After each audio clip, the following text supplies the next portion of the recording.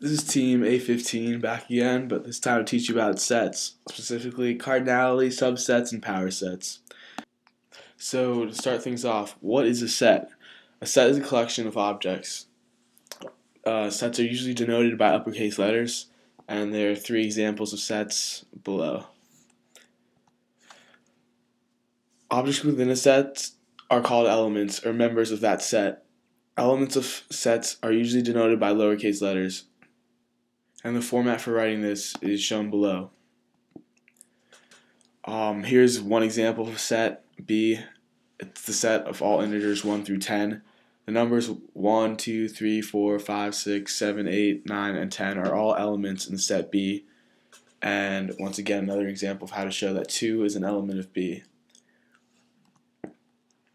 Here's a different way of writing a set. Instead of just listing out all the elements in the set, you can write it as S is written. So this shows that S is a set of all odd positive integers from 0 to 100. The numbers 1 through 99 inclusive are elements in the set S. And another way of showing 17 is an element of the set S. Take note that even though B and S were written differently, they're both valid ways of writing a set. Set equality. Two sets A and B are equal if and only if they contain the same elements. This can be also written formally in formal logic as shown. The order of the elements within each set does not matter as long as they both contain the same elements. The number of times an element is listed in a set also does not matter. Examples of set equality.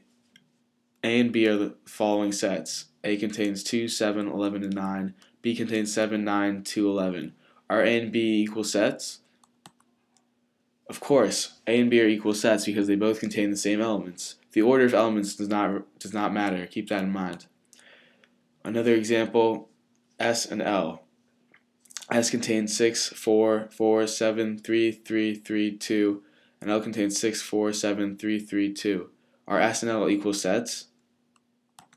Yes, they are both equal because they contain the same elements, and the number of times an element appears in a set does not matter as long as both contain the same elements.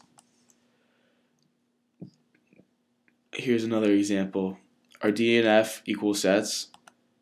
D and F are not equal sets because they do not contain all the same elements. Set D contains the element 11, which set F does not, and set F contains the element 1, while set D does not. Cardinality. What is cardinality? The cardinality of a finite set is the number of elements within that set. If the set M has n finite elements, the cardinality of M is equal to n. The cardinality of the set M is denoted by two vertical bars on either side of M. Therefore, that cardinality of M equals n. Examples of cardinality. What is the cardinality of the null set? The null set does not contain any elements, therefore its cardinality is 0. But if the null set is found within another set, as we'll see in the future, it does count as an element. Examples of cardinality. What is the cardinality of S? The cardinality, S contains the elements 20, 22, 24, 26, 28, 30, 32, and 34. Therefore, there are 8 elements within S, making its cardinality 8. Another example of cardinality.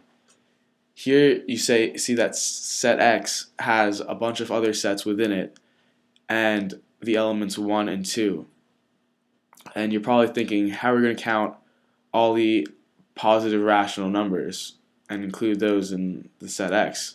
Well, actually, the cardinality of set X is only 6, since sets within a set count as one element, and even the null set counts as an element within a set.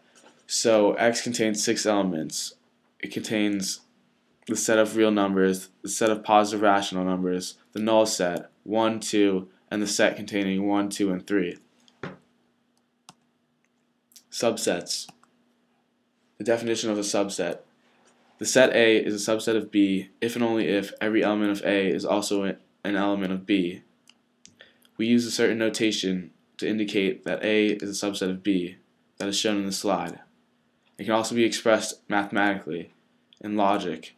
For all x, if x is an element of A, then x is also an element of B. Sets that are not subsets. If there exists an element in A that is not in B, then A is not a subset of B, and vice versa.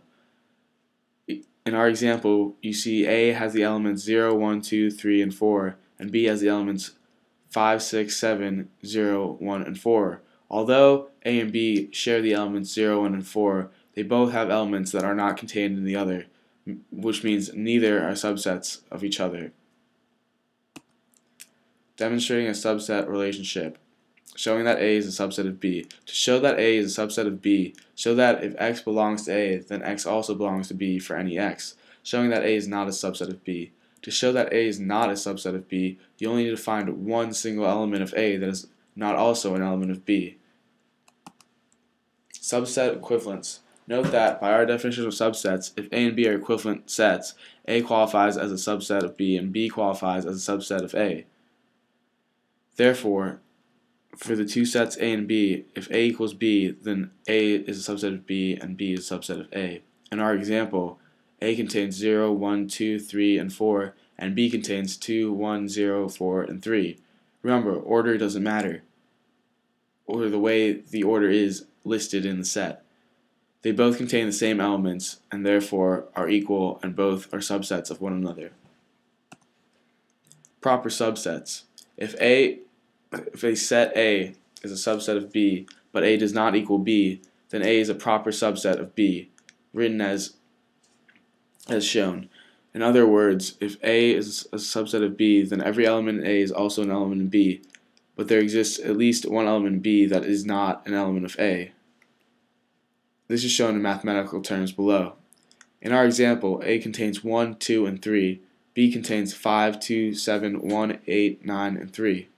You can see that both A and B contain 1, 2, and 3, but A does not contain 7, 5, 8, and 9, while B does, thus making A a proper subset of B. Empty set and identity sets. The empty set is a set that contains no elements. It is denoted by a 0 with a dashed line through it. For all sets S is a subset of S because S equals S. Therefore, every set contains at the very least itself and the empty set.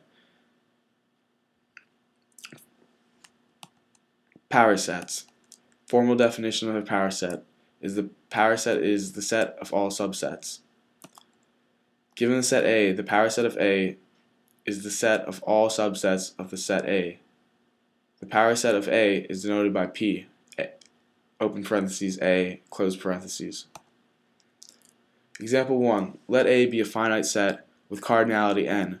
What is the size of the power set P, open parentheses A, close parentheses? Our options are n, 2 to the n, or n squared. The answer would be 2 to the n. And why is this? Because for every element within the set A, it can either be in the set, in the power set, or out of the power set. Therefore, you have 2 times 2 raised to the power of however many elements are within A, which gives you 2 to the n. So the size of any power set is 2 to the n, where n is the cardinality of the set. What is the power set of the empty set? The power set of the empty set is the empty set. What is the power set of the set containing the empty set? The power set of the set containing the empty set is the empty set and the set containing the empty set itself. What is the power set of a set where C and S are distinct elements? A, the null set. B, the set containing C. C, the set containing S. D, the set containing S and C. Or E, the set containing the null set, the set containing C, the set containing S, and the set containing C and S. The answer here would be E. Thank you for watching, and I hope you learned more about sets.